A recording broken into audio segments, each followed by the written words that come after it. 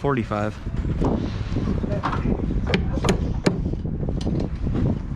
I don't think I've ever seen a 45 in person. They don't fit in your hand. They don't fit in your hand? Not at all. It might fit in Jay's hand. Maybe. I think it might be a 40. Yeah, I think it's a 40. Oh, it's massive.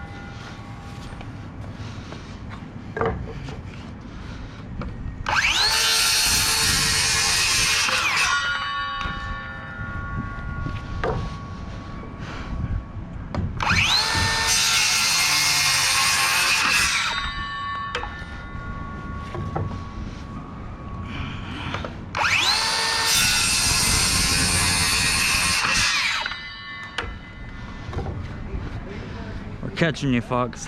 A lot of you have asked how we do our tails on our trusses. We cut each individual tail. We take a block that has a 6 1/12 the roof pitch with a block on top of it, and we snap a line from end to end at our overhang length, which in this case is 1'6".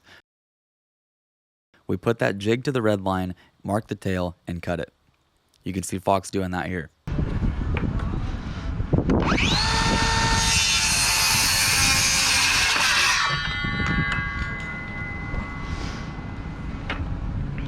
Now I know they're all straight. This thing is a tank to hold.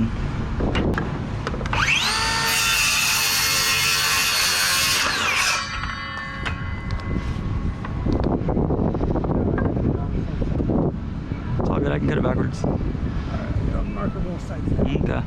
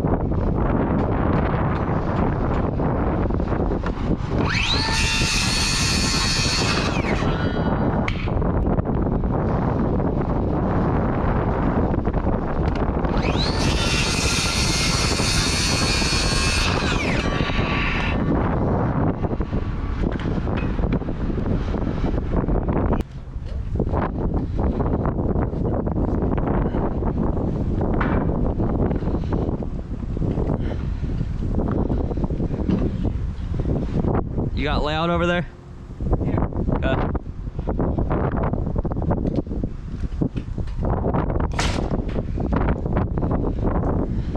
You can see here Fox is using a square to plane from the top of the truss tail out to the end of the fascia.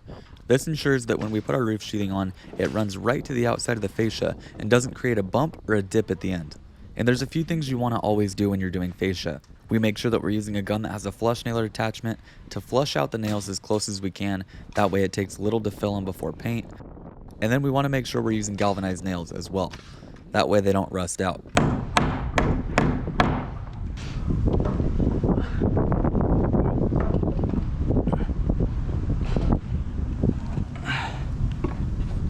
It's so much easier.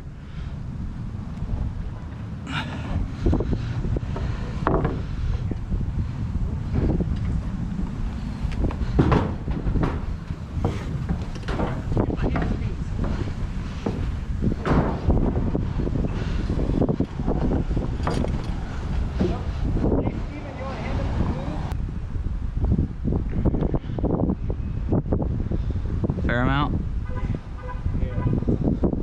Let's roll. Ready?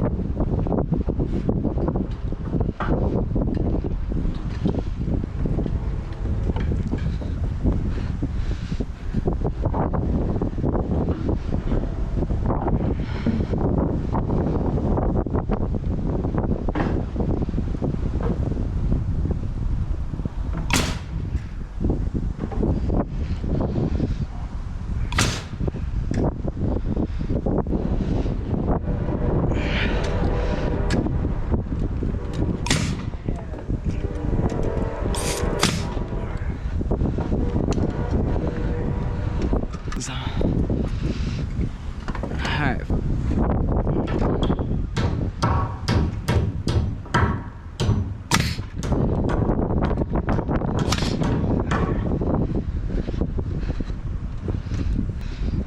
Beautiful.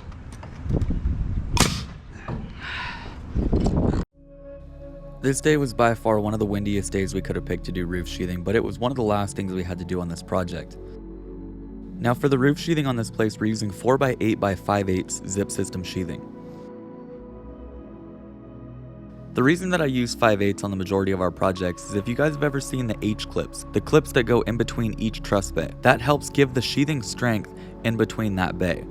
When you use 5/8, it spans perfectly fine over the 24 inches. You don't have to have those H-clips. If you want to read more on that, I'll have a link in the description down below.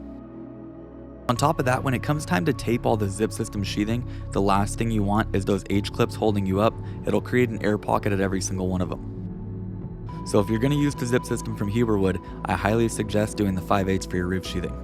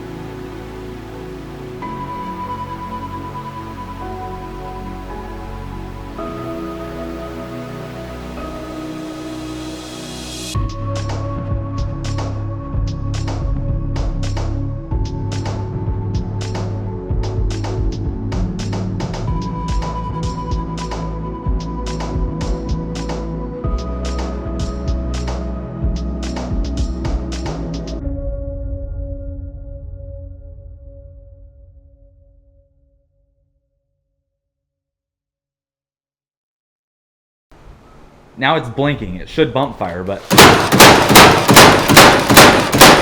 Oh, they're gonna hate you on that door. Didn't even sink them though. All right, I'll pull those later.